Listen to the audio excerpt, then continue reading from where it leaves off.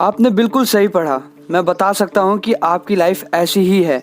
अगर आप किसी भी एवरेज शिक्षित कड़ी मेहनत करने वाले आदमी की ज़िंदगी को देखें तो उसमें आपको एक सा सफ़र देखने को ही मिलेगा।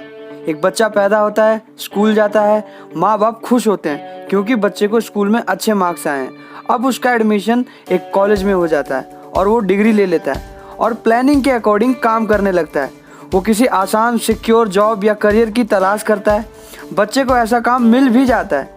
शायद वो डॉक्टर या वकील बन जाता है, या फिर वो आर्मी में भर्ती हो जाता है, या फिर मोस्ट पॉपुलर सरकारी नौकरी करने लगता है। बच्चा पैसे कमाने लगता है, उसके पास बल्क में क्रेडिट कार्ड आने लगते हैं और अगर उस बच्चे ने अब तक खरीदारी नहीं की होती है तो अब वो जमकर खरीदारी करने लगता है। जब उसके पास पैसे खर्च करने के लिए होते हैं तो वो उन जगहों पर जाता है जहां उसकी एज के मैक्सिमम यंगस्टर जाते हैं। अब उसकी शादी हो जाती है।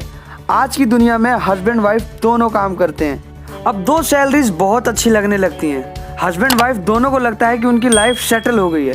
उन्हें अपना गोल्डन फ्यूचर नज़र आता है। अब वो घर पे कार टीवी खरीदने का फैसला करते हैं, हॉलीडेज मनाने कहीं चले जाते हैं और फिर उनके बच्चे पैदा होते हैं। बच्चों के साथ उनका खर्च भी बढ़ जाते हैं। खुशहाल पति पत्नी सोचते हैं अब उन्हें ज़्यादा पैसे कमाने के लिए ज़्यादा मेहनत करनी चाहिए।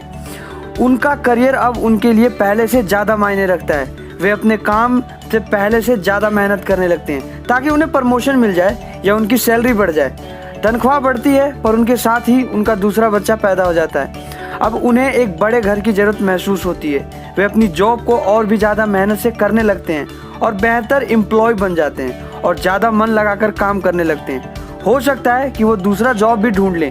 उनकी इनकम बढ़ जाती है पर उनकी इनकम पर इनकम टैक्स भी ज़्यादा बढ़ जाता है।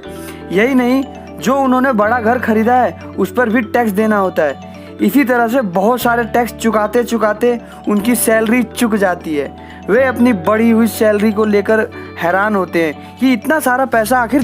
फ्यूचर सेविंग्स के लिए कुछ LIC खरीद लेते हैं और अपने क्रेडिट कार्ड से घर की ग्रॉसरी खरीदते हैं। उनके बच्चों की एज अब 5 या 6 साल हो जाती है।